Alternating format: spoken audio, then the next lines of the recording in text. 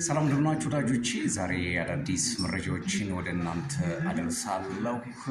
ዶናልድ ትራምፕ የፍልስጤም ሰዎችን ወደ 1 ሚሊዮን የሚጠጉ የፍልስጤም ሰዎችን ወደ ሊቢያ ለማስፈር አቅደዋል። ይሄ ደግሞ በሊቢያ መንግስት ውይይት እየተደረገበት ይገኛል። ዶናልድ ትራምፕ አንድ ቅድመ ሁኔታ አስቀምጠዋል። እንግዲህ ቅድመ ሁኔታ ምንድን ነው? 1 ሚሊዮን ዜጎችን የምትቀበል ከሆነ ሊቢያ በቢሊዮን ዶላር ወይም ደግሞ ቢሊዮን ዶላሮቿ እንዲንቀሳቀሱላት የታገደው ማለት ነው። በገዳፊ ዘመን የታገደው እንዳለ በጣም ብዙ ቢሊዮን ዶላር እሱ ወደ ማርኬት እንደሚገባ ፕሮሚስ ተገብቶላታል።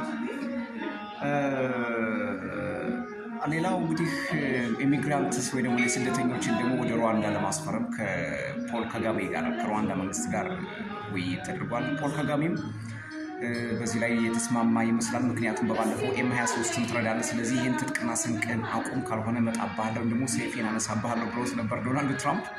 ያለው አማራጭ እንግዲህ ሳያቅማማ ኢሚግራንቱ ይህን ስደተኞችን መቀበል ነው የሚጠበቅበት። ሌላው አስገራሚው መረጃ የነጩ ቤተ መንግስት ፕሬስ ሴክሬታሪያት የሆነችው ካርሊን ሎፔት ከዶናልድ ትራምፕ ጋር መስራት በጣም ይረብሻል፣ በጣም ያስጠላል። ምክንያቱም ሰውየው ሀሳቡ የሚጨበጥ አይደለም። ሀሳቡን በየሰዓቱ እየቀያየረ ነው። ጠዋት ወይም ደግሞ ማታ የተነጋገርንበትን ጠዋት ሲነሳ የራሱን ኢሜጅ ለመፍጠር ነው እየሰራ የሚገኘው። ስለዚህ ከዶናልድ ትራምፕ ጋር የምሰራበት እድሌ በጣም ጠባብ ነው ስትል ራሷን ከዋይት ሀውስ ፕሬስ ሴክሬታሪያት ወደ ማግለል ተቃርባለች።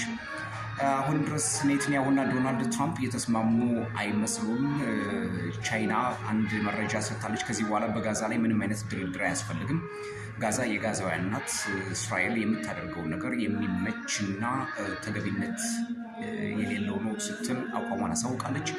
አሜሪካ በተመሳሳይ የፍልስጤም መንግስት መመስረት አለበት የሚል ሙግት አንስታለች። ፈረንሳይ፣ አብዛኞቹ የአውሮፓ ሀገራት ኢነፍ ኢዝ ኢነፍ፣ እንግዲህ እስራኤል ይበቃሻል ተብላለች። እስራኤል ግን ብቻዬን እቆማለሁ፣ የሚጠብቀኝ አይተኛም የሚል መፈክር ኔታንያሁ እያሰሙ ነው። ይህ የእስራኤልን ፖለቲካና የኔታንያሁን መንግስት ወዴት ይወስዷል የሚለውን ቀስ ብለን የምናየው ነው የሚሆነው። ኔታንያሁ በተለይ ደግሞ አሁን የእሳቸው መንግስት በጣም ፈተና ውስጥ ነው የገባው። ሌሎቹ መረጃዎች ቀስ እያልን የምናደርስ ነው የሚሆነው። ሌላው አስገራሚው መረጃም የኮቪድ-19 ጉዳይ ነው። ከዚህ በፊት የሴክሬት ሶሳይቲ ደግሞ የኮንስፓይራሲ ያለበት የሚል ሙግት ወይም ደግሞ ሀሳብ ተነስቶ ነበር። ነገር ግን ብዙዎቹ አላመኑም። ሆን ተብሎ ከላቦራቶሪ ነው የወጣው የሚል መሟገሻ በብዛት ሲተነተን የነበረው። ነገር ግን ይሄ አንዳንድ ጊዜ ሰዎች ካለፈ በኋላ ነው የሚነቁት።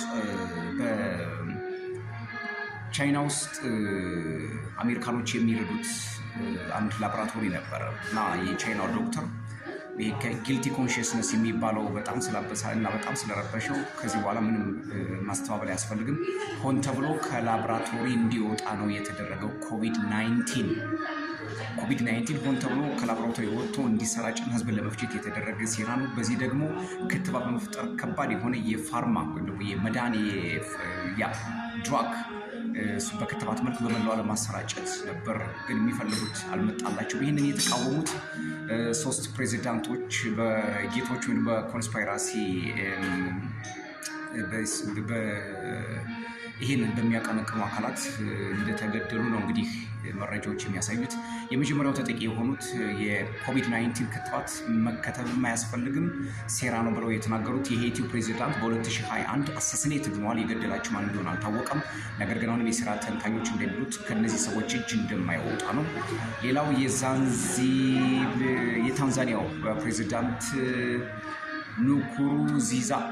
ንኩሩንዚዛ በልብ ህመም ሞቱ ተባለ። ነገር ግን አሁንም ድረስ እኒህ የተቃወሙ ናቸው። የታንዛኒያ የሄይቲ እና የብሩንዲው ፕሬዚዳንት በተመሳሳይ ተቃውመዋል። ሁለቶችም በተለይ የታንዛኒያው ንኩሩንዚዛ በ2020 በፈረንጆቹ ማለት ነው በልብ ህመም ሞቱ ተብሎ እስካሁን ድረስ እንዴት እንደሆነ አሟሟታቸው አልታወቀም። እንግዲህ ይችሉበታል። ከዚህ በፊት እነ ዊትኒ ሆውስተንን እነ ማይክል ጃክሰን እነ ቦብ ማርሊን የገደሉበት ብዙ አይነት ሴክሬት ስላለ ያን ማጥፋት ይችሉበታል ማለት ነው።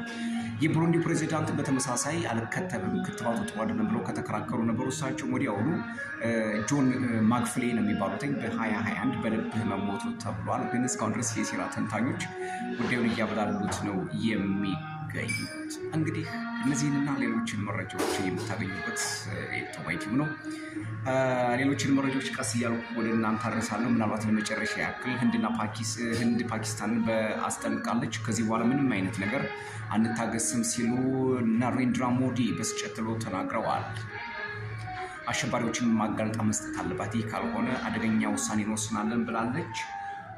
ሌላው ቻይናና ሩሲያ ለትራኦሬ 1,000 ወታደር በባለፈው ሰጥተውታል። ይሄ ደግሞ የሴኩሪቲ ሁኔታው እንዲያጠናክር ነው ያደረጉት። የቻይናና ሩሲያ ለምንድን ነው ለትራኦሬ ይህን ወታደር የሰጡት ሲባል አሜሪካ በጣም ስለምትፈልገው ያለው አማራጭ የኃይል የበላይነትን ለማስጠበቅ ከገቡበት የንግድ ጦርነትም አንጻር የኃይል የበላይነትን ለማስጠበቅ የግድ ትራኦሬን መርዳት አስፈላጊ ሆኖ ተገኝቷል። እንግዲህ የዓለም ፖለቲካ መልኩን እየቀያየረ በተለያየ ዳይሜንሽን እየሄደ ነው።